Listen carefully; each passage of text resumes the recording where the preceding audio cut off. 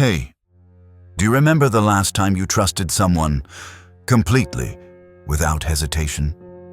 This is a story about an abandoned bobcat. No one dared go near it.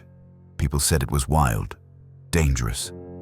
But then, on what seemed like an ordinary day, it did something no one thought possible. It saved a child, no hesitation, no second thought. And do you know what the strangest part is? It didn't need to be understood. Just once. It needed to be trusted. If you've ever loved an animal, ever let one into your life as something small that ended up changing everything, then this story is for you. A sunny afternoon, just warm enough. A young mother was washing glasses in the kitchen. She turned away for only a minute, just long enough to rinse a bowl in the dripping sink. Her 20-month-old daughter, Sophie, was playing in the backyard with Ash, a small bobcat Claire had rescued after a forest fire last year. She turned back, ready to smile at the sight of her daughter playing with that quiet creature. But what she saw stopped her heart. Ash was ramming into Sophie. Hard, not playfully, not gently. It was a shove driven by instinct, urgent, desperate. Sophie tumbled into the grass, her tiny body motionless. Claire's whole world shattered. The bowl slipped from her hand, shattering in the stainless steel sink. The scream that tore from her throat was like that of a mother animal losing her young. She burst out of the house, screaming Ash's name in panic. Then the worst happened. Ash bit into the back of Sophie's shirt and flung her aside like a broken toy. Claire screamed, her mind blanking, her knees nearly buckling midair. Everything she'd ever feared, ever read about wild animal attacks, came rushing back at once. Why did she trust it? Why had she left her child alone with that creature?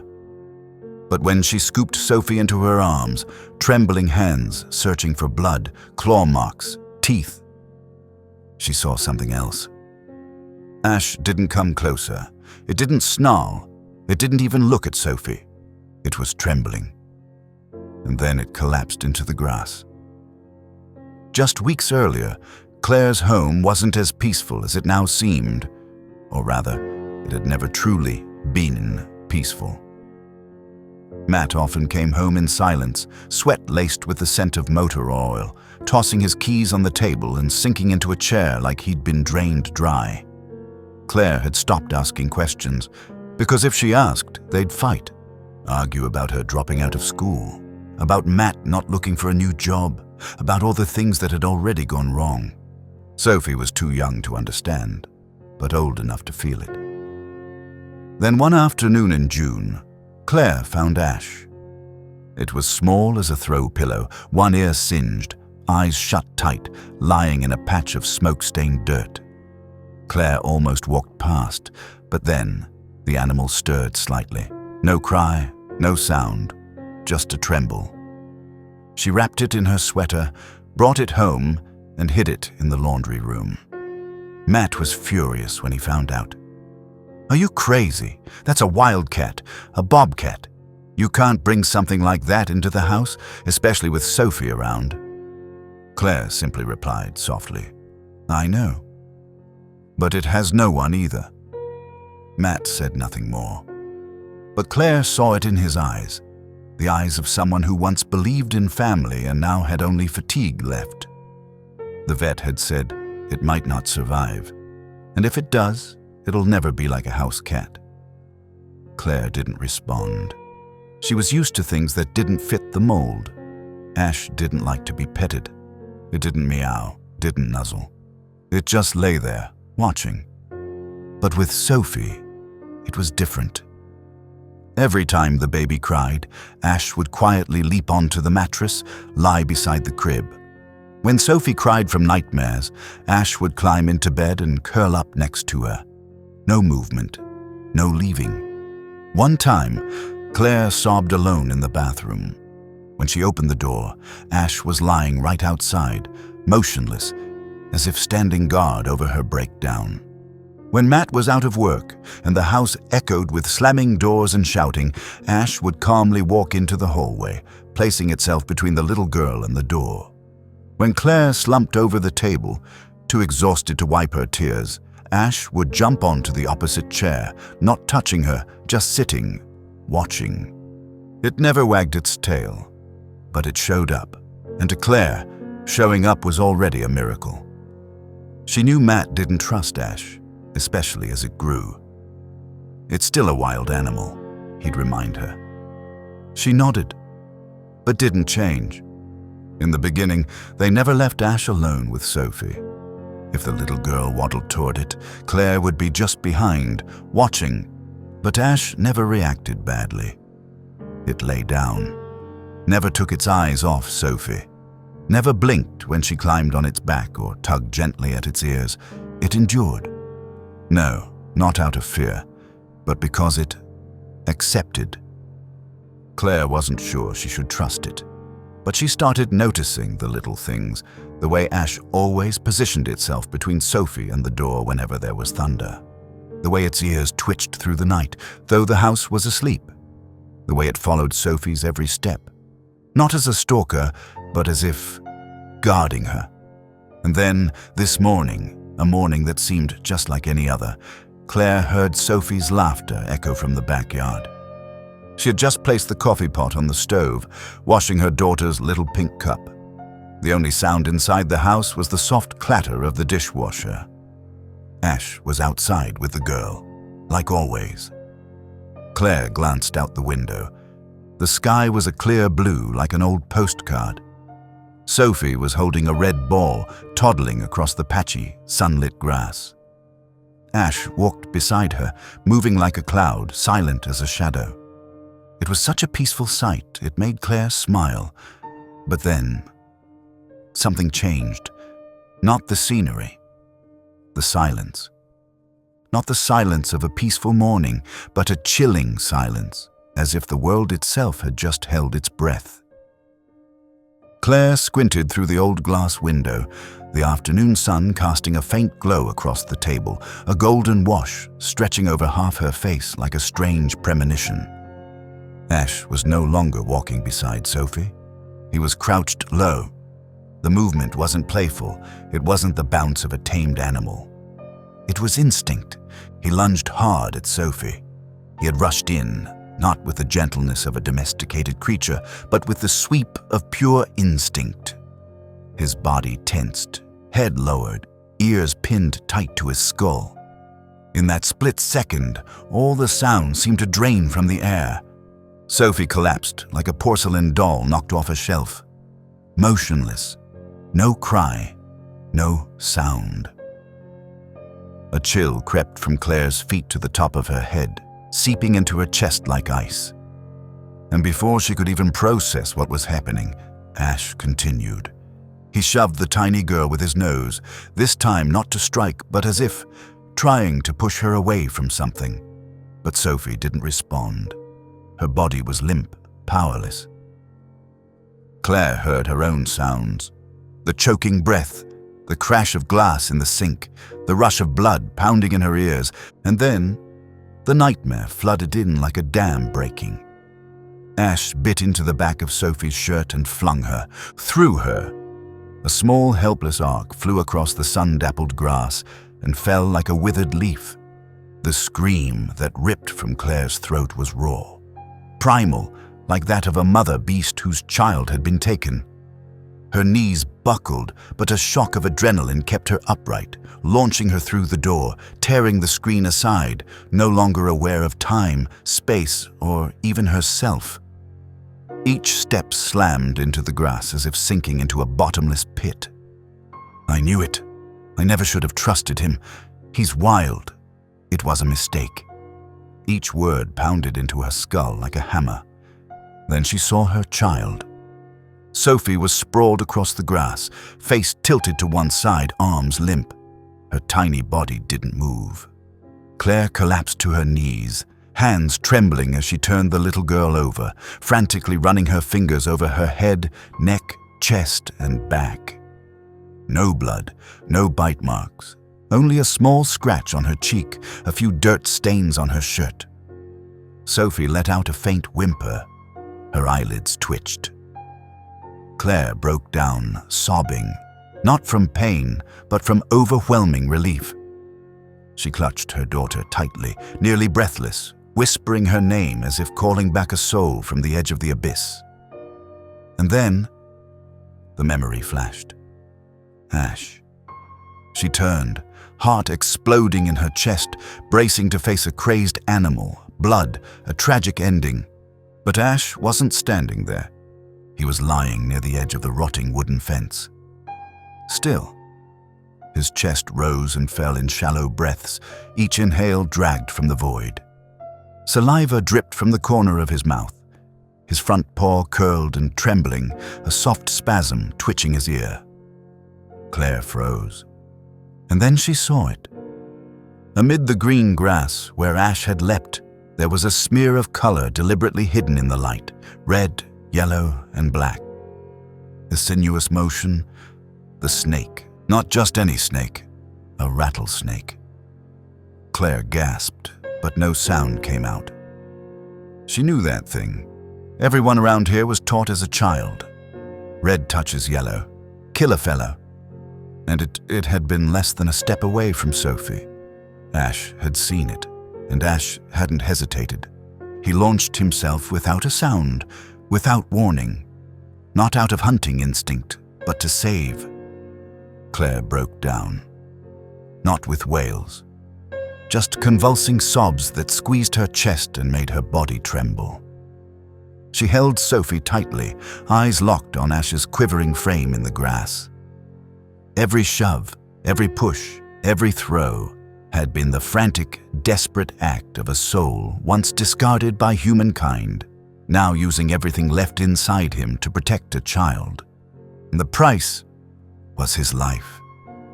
Claire crawled closer. Ash didn't move. She bent down, whispering, "You didn't hurt her. You saved her." Her voice cracked. She gently stroked his ear.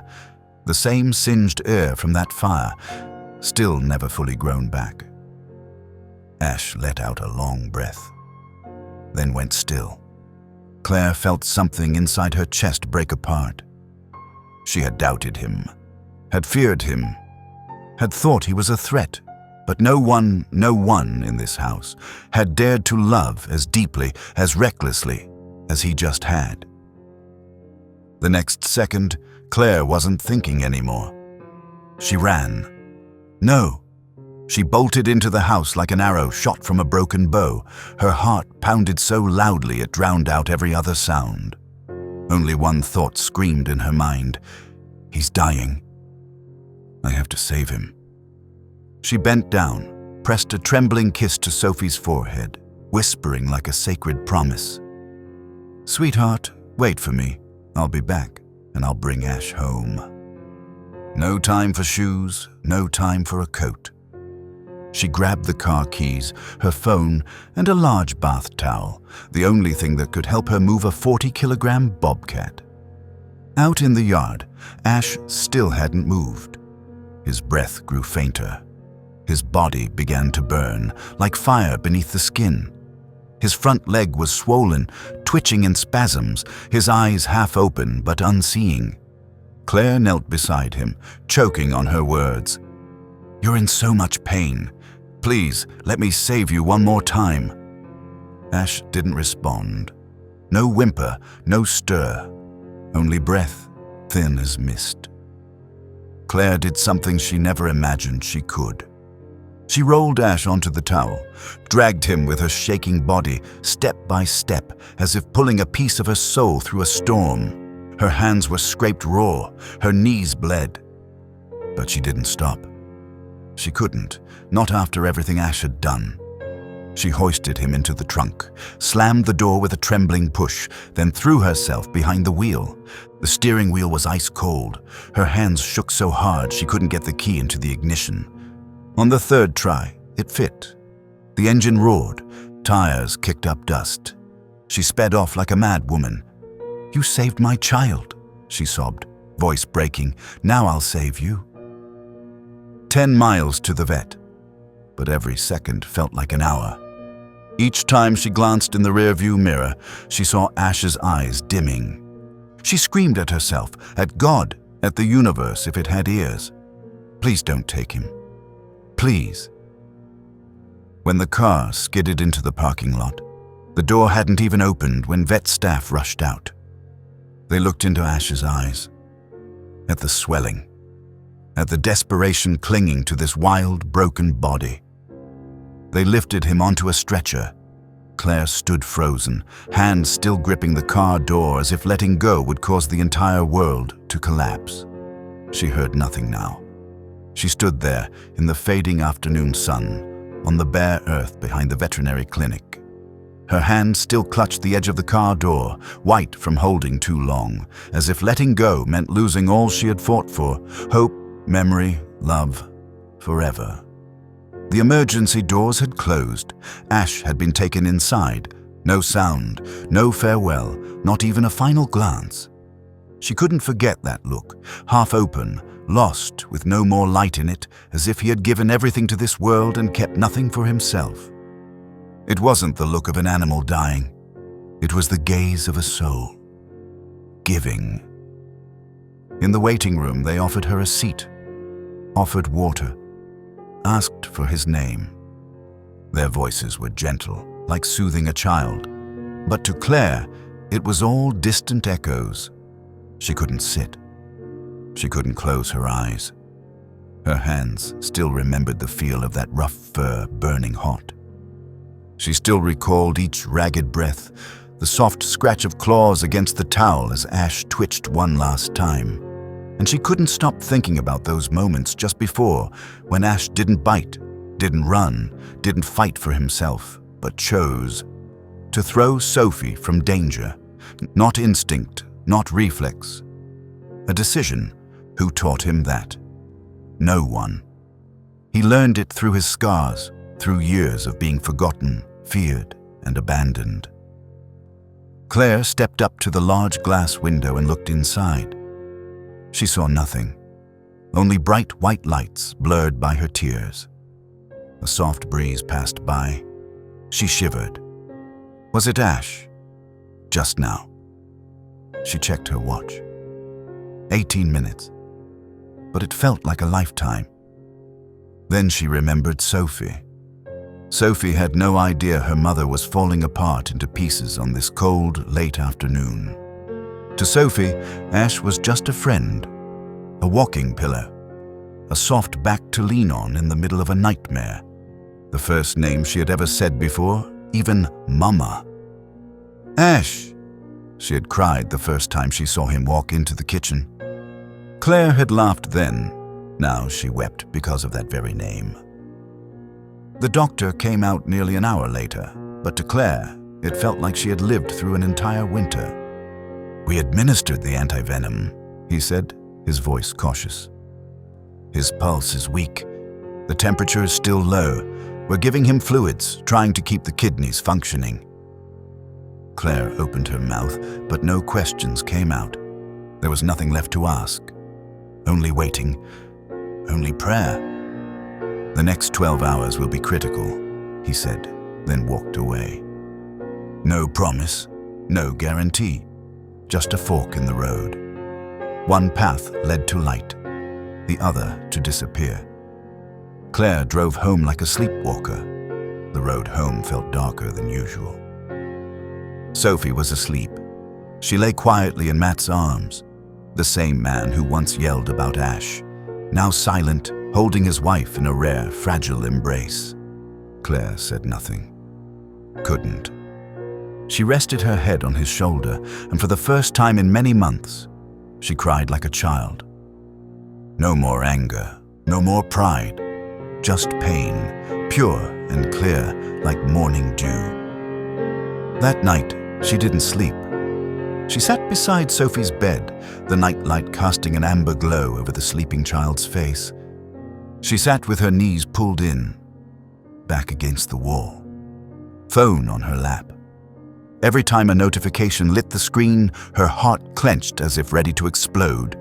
But it was never that call. Her fingers traced the bedsheet, drawing, almost unconsciously, Ash's outline. Then her voice slipped out before she could stop it. You don't know, Sophie. He didn't just save you, he chose you. A choice unspoken, but as clear as the final heartbeat he traded to keep her breathing. She placed a hand on her chest, feeling the heart still beating. And she knew that heart was no longer the same. Ash had given everything, without a flicker of hesitation. And Claire, the one who had brought him home on a whim on a day she felt too small for the world, had nearly been the one to doubt him until the very end.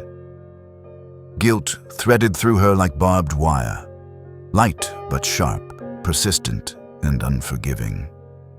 She had feared him, had seen him as a lurking danger. She had been wrong. The first rays of dawn stretched across the window. The phone in her lap buzzed, not dramatic, not loud, just a soft vibration, like breath, but enough to make her heart burst in her chest. She picked it up. "I'm here." Her voice was as thin as wet paper. On the other end, it was the doctor. This time, no hesitation. "Miss Claire, he's made it through. Ash is stable." The entire room collapsed. Her legs gave out. A sob tore from her throat, uncontrollable, erupting like a broken dam. Tears poured down her face, and she didn't bother to wipe them. He lived. The hero, abandoned one, the wild one, the doubted one, had lived. That afternoon, the little house felt different. No one argued. No one raised their voice. No one complained about dirty dishes or overdue bills. Only the air, full, as if for the first time, everyone in the house could truly breathe. When Matt opened the back car door, Ash stepped down, slow, trembling, weaker than ever. One leg wrapped in thick white bandages, clumsy like the past he carried. But when the front door opened, laughter rang out. "Ash!" Sophie shouted, running toward him on still wobbly legs. Claire didn't have time to react. But Ash lowered himself, gently as an old man returning to the earth, letting the little girl collapse onto his weakened frame. He didn't have the strength to lift his head, but his tail gave a faint wag. Just once. And that was enough. Claire stood in the doorway, motionless. Everything she had tried to hide, fear, doubt, hurt, shattered in that magical moment where a little girl and a once wild creature leaned into each other like they had been family in a past life. She knelt beside Ash, gently slid her hand into his rough fur, and pressed her forehead against his head. "You forgive me, don't you?"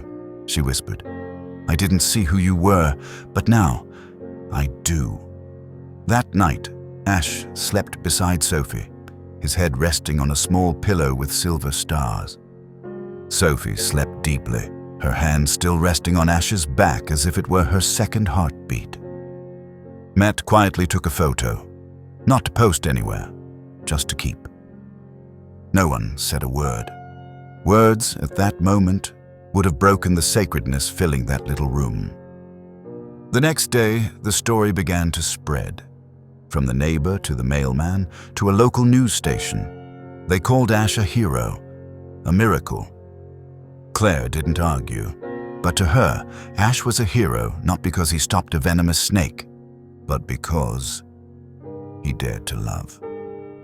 Even after betrayal, even after being beaten, starved, and cast aside, he still chose to trust, still chose to throw himself into danger without a backward glance to save the child he saw as his own. Ash didn't learn that from anyone. He just knew. From deep within the scars, no one else could see. Claire learned something in that very moment, that sometimes the one we fear the most is the one most willing to protect us.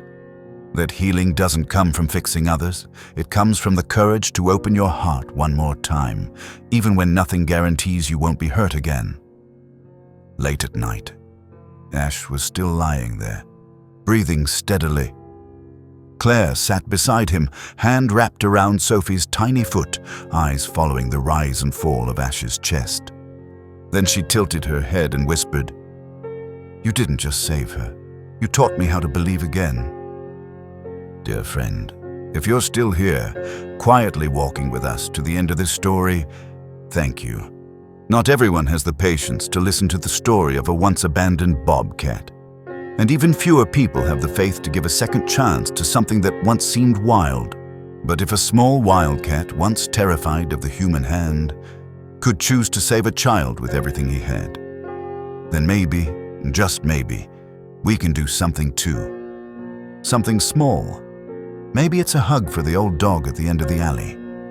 A bit of food was left out for the stray cat by the bus stop. Or simply choosing not to look away. You don't need to do something grand. Just believe. Love, when it's real enough, can reach the farthest, most forgotten corners.